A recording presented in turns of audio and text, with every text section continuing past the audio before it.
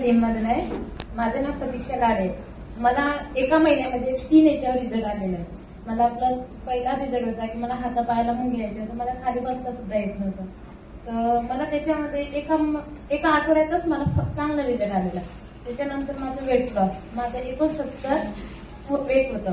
आता माझं एका महिन्यामध्ये 4 किलो वेट लॉस झालेला आहे. आता मला 65 किलो वजन आहे. वेट लॉस मध्ये पण रिझल्ट छान आला. आता मला मध्ये डेंग्यू झाला होता.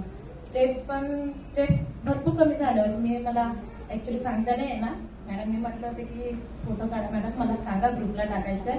तर आता दिवाळीच्या साफसफाईमध्ये रिपोर्ट गेले. नंतर मला 3ऱ्या दिवशीच माझ्या प्लेट्स वाढून आल्या.